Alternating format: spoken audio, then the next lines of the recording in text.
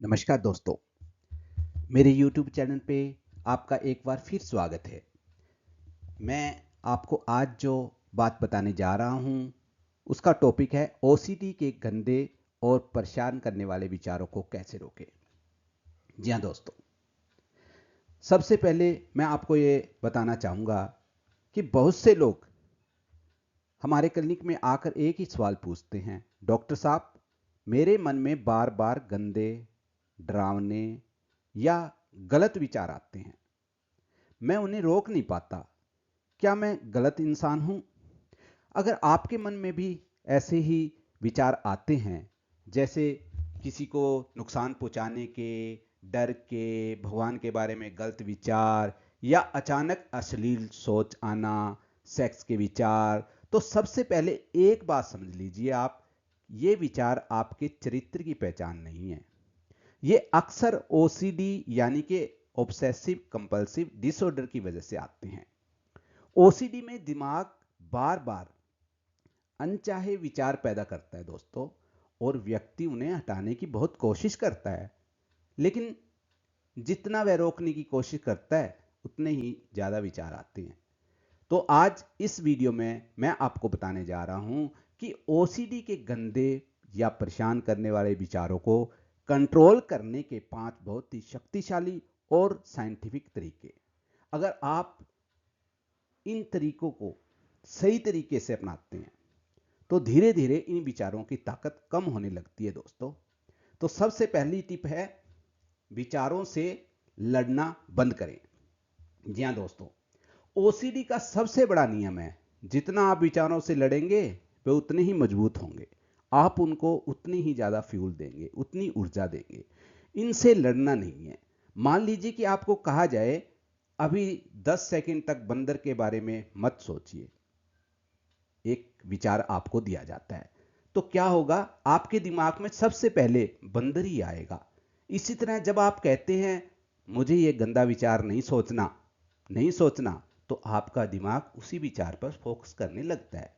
इसलिए दोस्तों, सबसे पहला कदम है विचार को आने दें, उससे लड़ें मत, उससे लड़ाई मत करें, उससे स्ट्रगल मत करें, उससे आप आने दें और उससे किसी तरह की रेजिस्टेंस पैदा मत करें। खुद से कहें, यह सिर्फ ओसीडी का विचार है, यह सच नहीं है। धीरे धीरे दिमाग उसे महत्व देने बंद कर देगा दोस्तों, उसे कोई महत्व नहीं मिलेगा। जब किसी चीज को महत्व नहीं मिलेगा, वो अपने आप ही वैनिश हो जाती है, विलुप्त हो जाती है। और दूसरी टिप मैं आपको बताना चाहूंगा कि विचार को सिर्फ विचार माने। ओसीडी में सबसे बड़ी समस्या यह होती है कि व्यक्ति विचार को सच्चाई समझने लगता है, लेकिन याद रखिए दोस्तों, विचार इक्वल टू हकीकत नहीं होता। यानी कि विचार हकीकत नहीं है। उदाहरण के लिए मैं आपको बताना चाहूंगा कि कभी कभी आपके मन में आ सकता है, अगर मैंने भगवान के बारे में गलत सोच लिया तो पाप हो जाएगा, या अगर मैंने किसी को नुकसान पहुंचाने का सोच लिया तो मैं खतरनाक इंसान बन जाऊंगा। लेकिन सच्चाई यह है कि ओसीडी वाले लोग वास्तव में सबसे ज्यादा संवेदनशील इंसान होते हैं और नैतिक इंसान होते हैं। उनके दिमाग में आने वाले विचार सिर्फ दिमाग की गलत अलार्म सिस्टम की वजह से आते हैं। इसलिए जब भी ऐसा विचार आए तो खुद से कहें, यह मेरा विचार नहीं है, यह ओसीडी का विचार है। यह टेक्निक बहुत प्रभावी होती है दोस्तों, इसे अपना कर देखिए। और फिर तीसरी टिप्स है एक्सपोजर एंड रिस्पॉन्स प्रिवेंशन।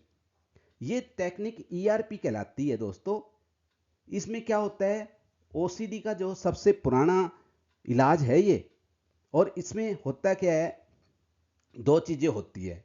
एक तो एक्सपोजर, जिस चीज से डर लगता है उसे धीरे धीरे फेस करना है, धीरे धीरे उसकी तरफ बढ़ना है। दूसरा रिस्पॉन्स प्रिवेंशन पार्ट इसका है, उसके बाद जो मजबूरी वाला व्यवहार करते हैं उसे रोकना है। उदाहरण के लिए मैं आपको समझाना चाहूंगा, मान लो किसी को गंदे विचार आते हैं और वह बार बार प्रार्थना करता है या खुद को समझाता है, तो ईआरपी में वह व्यक्ति विचार को आने देता है, लेकिन बार बार प्रतिक्रिया देना बंद करता है। विचारों को रोकता नहीं है, और ना ही उसके साथ स्ट्रगल करता है, और ना ही उसको रिएक्शन देता है। कुछ समय बाद दिमाग खुद समझ जाता है कि यह विचार खतरनाक नहीं है, और धीरे धीरे विचार कम होने लगते हैं दोस्तों। फिर चौथी टिप मैं आपको बताना चाहूँगा, ध्यान और माइंडफुलनेस का अभ्यास करें दोस्तों। ओसीडी में दिमाग बहुत ज़्यादा सक्रिय होता है, चिंतित रहता है, स्ट्रेसफुल रहता है। ऐसे में माइंडफुल मेडिटेशन बहुत मददगार होती है दोस्तों। दिन में कम से कम 10 से 15 बार आप जो 15-15 मिनट के लिए या 10-10 मिनट के लिए शांत बैठें और सिर्फ अपनी सांसों पर ध्यान दें। जब भी कोई विचार आए उसे पकड़ने की कोशिश न करें, उसे हटाने की कोशिश भी ना करें, बस उसे आने दें। आते हुए जाते हुए देखें, ऐसे देखें जैसे आप सड़क के एक किनारे पे बैठे हैं और इधर से बस स्कूटर कार वगैरह आ रही है, उधर जा रही है, बस देखते रहे। आती जाती ट्रैफिक को जैसे देखते हैं वैसे देखते रहे। जैसे आसमान में बादल आते हैं और चले जाते हैं। कुछ हफ्तों के अभ्यास के बाद आपको महसूस होगा दोस्तों कि विचार अब आपको पहले जितना परेशान नहीं करते। और फिर मैं पांचवी टिप देना चाहूँगा, जरूरत पड़े तो विशेषज्ञ से सलाह लें। जी हाँ दोस्तों, ये बहुत ही जरूरी है।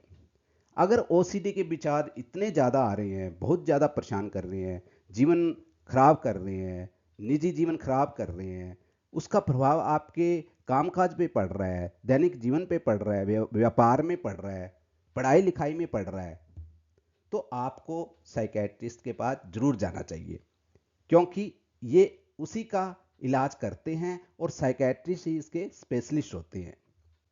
इसमें जो साइकेट्रिस्ट होते हैं वो क्या करते हैं, जैसे कोग्निटिव बिहेवियर थेरेपी, ये ऐसी इफेक्टिव थेरेपी है जिसको वो अप्लाई करते हैं।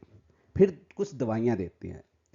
सही इलाज से लगभग 70 से 80% लोगों में काफ़ी सुधार दिखता है दोस्तों।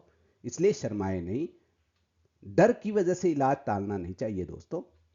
और मैं कंक्लूजन में बस इतना ही कहना चाहता हूँ आपसे कि गंदे या डरावने विचार आना आपको बुरा इंसान नहीं बनाता। यह सिर्फ ओसीडी नाम की एक मानसिक समस्या का हिस्सा हो सकती है।